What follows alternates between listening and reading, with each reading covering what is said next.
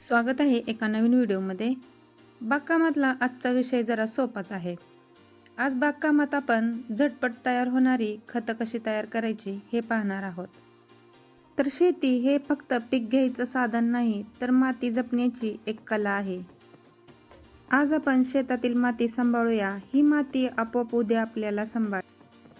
तर या व्हिडिओमध्ये मी तुम्हाला 10 प्रकारची खतं ही झटपट कशी करायची ते सांगणार आहे. व्हिडिओमध्ये तुम्हाला दिसतच असेल तर ती खतं कशापासून केलेली आहेत. सुरुवातीला फक्त एक उदाहरण सांगते, त्या पद्धतीनं ही सगळी खतं तयार करायची. आता पहिलं उदाहरण घेऊया, केळाच्या सालीचं पाणी. तसं तर केळाच्या सालीचे भरपूर वेगवेगळ्या पद्धतीने खतं तयार करता येतात, पण लिक्विड स्वरूपात ही 2 खतं तयार करायची आहेत. एक म्हणजे वाळलेल्या सालीचं आणि दुसरं म्हणजे ओल्या सालीचं. आता ही ओली साल 2 ते 3 दिवस पाण्यामध्ये भिजवून ठेवायची. 3ऱ्या ते 4थ्या दिवशी त्याचा जो चोथा निघतो तो चाळणीने असा बाहेर काढायचा. हा चोथा नंतर कंपोस्ट खतामध्ये परत वापरायचा आणि हे पाणी गाळून आपण सगळ्या झाडांना द्यायचं. व्हिडिओ शेवटपर्यंत पहा. व्हिडिओच्या शेवटी ही खतं कशी वापरायची आणि या खताचे काय फायदे आहेत ते पण सांगणार आहे. दुसरं खत जे बनवायचं आहे ते आहे कांद्याच्या आणि लसणाच्या टरपालांचं. याची सुद्धा सेम तीच पद्धत आहे. 2 ते 3 दिवस हे टरपालं पाण्यामध्ये भिजवायची आणि गाळून झाडांना द्यायची. तिसरं आहे मिक्स भाजीपाला, म्हणजे ज्या भाजीपाल्यांची आपण देठं काढतो, फळांच्या साली काढतो, बटाटा, काकडी, बीट अशा ज्या फळांच्या साली निघतात त्या फळांच्या सालीसुद्धा याच पद्धतीने भिजत ठेवायच्या. चौथा आहे गोवरीचं पाणी. गोवरी म्हणजे वाळलेलं शेण. हे शेण 3 ते 4 दिवस पाण्यामध्ये भिजत ठेवायचं आणि त्याच पद्धतीने झाडांना पाणी द्यायचं.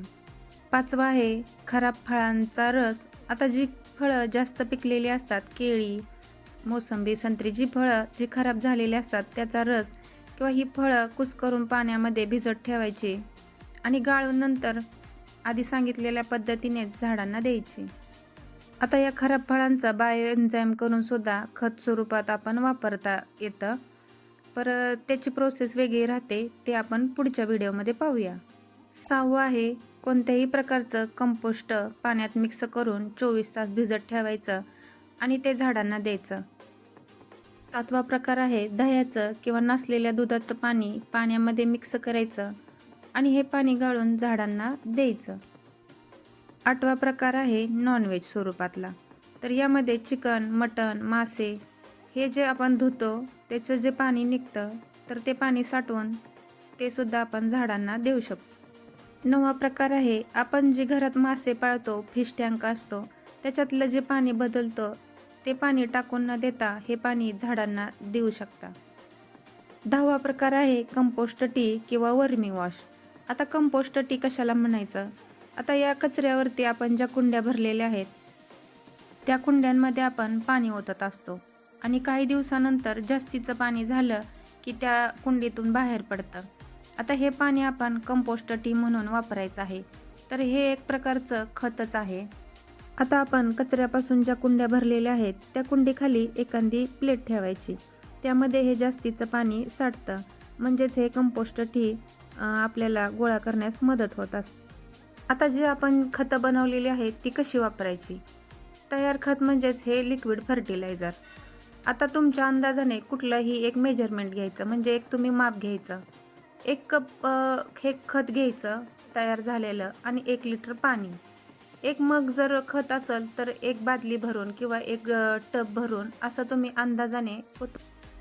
आता ही तयार झालेली खतं 2 पद्धतीने आपण झाडांना द्यायच्यात. एक म्हणजे ही डायरेक्ट आपण झाडांना द्यायची आणि दुसरं म्हणजे स्प्रे पद्धतीने. आता शेवट आणि सगळ्यात महत्त्वाचा मुद्दा म्हणजे या खतांपासून काय फायदा होत असतो. वरील सर्व द्रव स्वरूपात असलेल्या खतांचा वापर केल्यास मातीतील pH लेवल मेंटेन राहतो, मातीचा कस सुधारतो, जमिनीतील मुख्य घटक आणि सूक्ष्म अन्नद्रव्यांचे वहन सुरळीत होते. कारण कांद्याचे, केळीचे किंवा इतर कोणत्याही प्रकारचे पाणी हे वेगवेगळ्या गुड बॅक्टेरियाने भरलेलं असतं. झाडांना फुलं जास्त प्रमाणात यायला लागतात, झाडं टवटवीत आणि हिरवीगार राहतात आणि सगळ्यात महत्त्वाचं म्हणजे घरातील जो कचरा निघत असतो त्या कचऱ्याचं घरातच व्यवस्थापन होतं. घरातला कचरा घरातच पुनर्वापर होत असतो. तर असे सारे भरपूर फायदे या आपण लिक्विड स्वरूपात खतांपासून करता येतो. आणि ही खतं बिना झंझट अगदी करायलाही सोपे आहेत आणि त्यांचे फायदेही जास्त. आता आपण बागकाम करत असताना आपल्या शरीराला एक सवय लागून जाते. भाज्यांची देठं दिसली, फळांच्या साली दिसली, तर ती डायरेक्ट आपण एखाद्या टबमध्ये किंवा कंपोस्ट खत तयार करतो त्याच्यामध्येच नेऊन टाकतो. तर तुम्ही सुद्धा घरातील कचऱ्याचं एकदा कंपोस्ट खत तयार करून पहा. तर भेटूया नवीन व्हिडिओसोबत.